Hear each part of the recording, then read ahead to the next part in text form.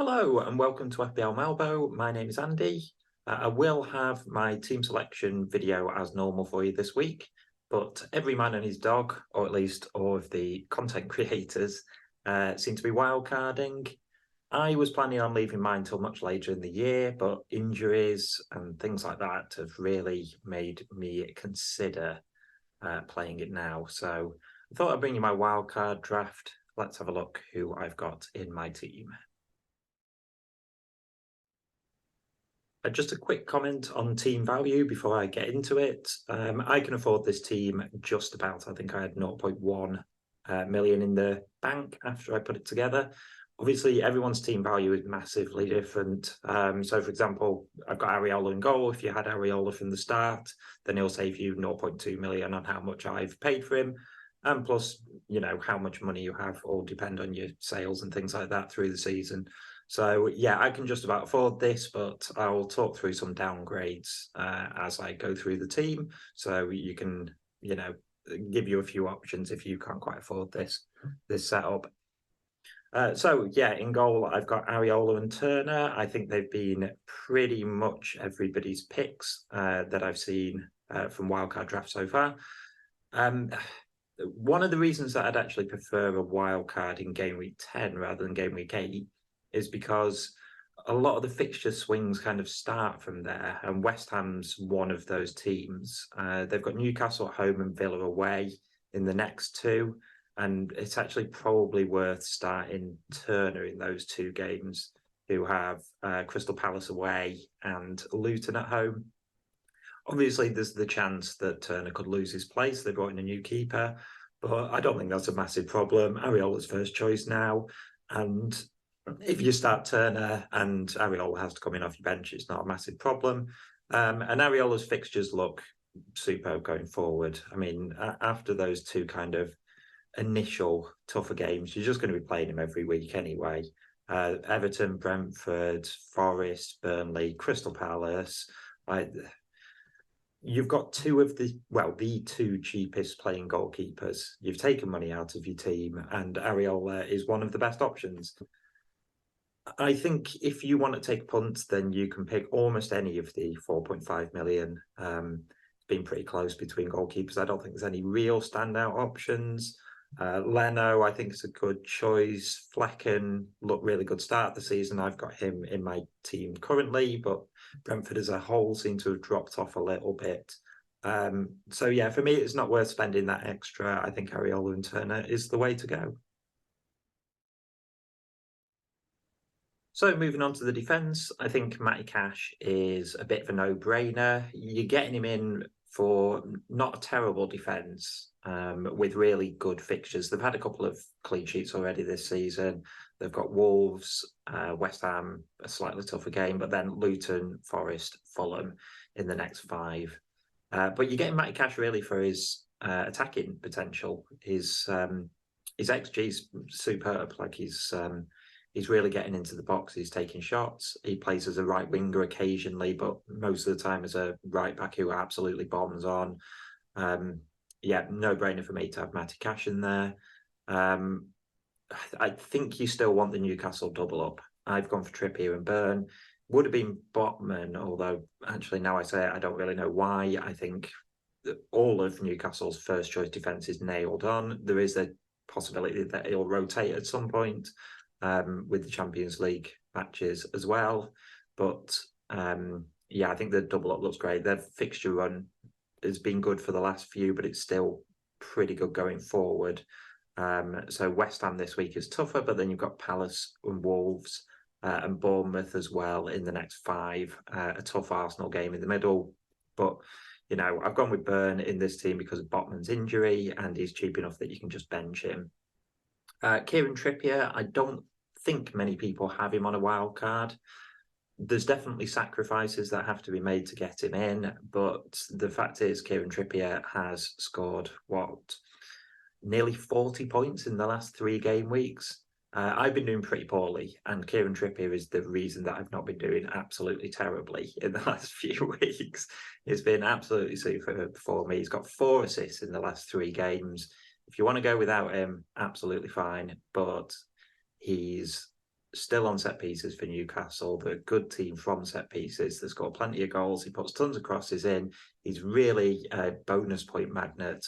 I wouldn't go without him. For me, he's absolutely worth the extra money. I mean, it's 2 million more than Dan Burn. And yeah, I think he's absolutely worth it. For 6.5 million, I mean, I think he's risen to about 6.7 now, something like that. But I think he'll outscore all midfielders at that price point. So I think he's worth spending the extra. Udogie completes the starting defence for this week. Again, they're a team that have got sort of decent fixtures coming up, and I think you can honestly justify a triple up in the Tottenham defence. He's kind of attacking Udogie. He gets himself into midfield positions, but it's often as a kind of defensive midfielder rather than somebody who really bombs on. So I think you're looking for clean sheets mainly and kind of the odd assist potentially. But with Luton, Fulham, Crystal Palace, Chelsea, and Wolves in the next 5, they're a team to target for me. I think having a defensive player in there for Tottenham is again a bit of a no-brainer. Pedro Porro is probably more attacking, but he's more expensive. So you have to weigh up whether that's worth it to you. I don't think he's likely to outscore Udogie by a huge amount over the next 5, so I think saving the money is well worth it. And then I've gone for Taylor from Burnley, who I don't expect anything from, but he's dropped to 3.9 million, so he's a really handy price point for somebody who will start. And if you're absolutely desperate, your team's full of injuries, he can come off the bench, but otherwise he's going to be sitting on that bench every single week. So moving on to the midfield, and first up I've got Gordon, who is suspended this week, so you would have to bench him. I don't see that as a problem. I think he is being massively overlooked. 7.3% ownership. I think he's risen to 5.6 million now. He's in with that clutch of like 6.5 plus 6.5 to 7 midfielders. I think he'll score similar points to people like Matona and Mbeumo and Diaby, and he's $1 million cheaper than them. He's pretty nailed in that Tottenham team. That Newcastle team. They're a good team who score plenty of goals. I've gone through the fixtures when I went through Trippier. It does, it limits you a little bit because you've got 3 Newcastle players, so you can never get, one of the strikers, say, if you wanted to. But I think Gordon is an enabler in this team, but I honestly think he can get good points. The injury to Harvey Barnes has made a massive difference for him, really. I think now he's just first choice in that position. And the suspension, he's missing the toughest game of the run, really, of West Ham. And I think he'll just come back and probably start most games. Next up, I've got Diaby, similar to what I said about Matty Cash, really, with the fixtures. He's basically playing as a sort of shadow striker, like second striker, just off Watkins. He's further forward than him a lot of the time, but of course listed as a midfielder. He's probably not going to score as many goals as Watkins, but he'll get more assists. I know Watkins got a big haul this week, but I honestly think that their points will be quite similar over the next few. And Villa are just looking great going forward. So, Diaby, really strong option. Mohamed Salah is one of the reasons that I think a wild card around now is really viable. Not many people, I think, I say that he's 31% owned. I was going to say not many people own him. It seems to be a lot of engaged managers, content creators have kind of ignored him the start of the season. This week, just gone, was the first week that he didn't get an attacking return, and he was unlucky because obviously Liverpool had a goal ruled out that definitely shouldn't have been ruled out. I think he's now a really good captaincy option, and now's the time to get Salah into your team for a really good run of fixtures for Liverpool coming up. And then I've doubled up with the Tottenham boys. It's Son and Maddison. Maddison I've had all season. He's been great for me. He just continues to chip in with assists, really, and the odd goal. I went through that fixture and it's really strong over the next 5. one good reason for wildcarding this week is so that you can get them in for that Luton game. And Son, obviously, is a different option now that he's playing up front. It was really interesting to see Richarlison come back into the team, but play out on the left and leave Son up front. One little caveat is that it sounds like Son is nursing an injury. He came off early in the last game. My feeling is that he'll probably start the next game against Luton, potentially come off early again, probably rest up over the international break and be fine going forward. But that's my midfield. I think it looks really strong. So on to the strikers, and this is where I think I might get a little bit of pushback because there's no Ollie Watkins in there. I've just gone for the Man City double up, Julian Alvarez, Erling Haaland. I'll start off with Haaland. I've seen a few people say that they will go without him on a wildcard draft. You've still 92% ownership, so I'm not seeing that massively dropping. If you're going to go without him, then now is the time that you can justify it. I think the fixtures are tough. So in the next few games, they've got Arsenal, Brighton, United. They've also got Chelsea, Liverpool, and Tottenham coming up. So yeah, that's a really tough run.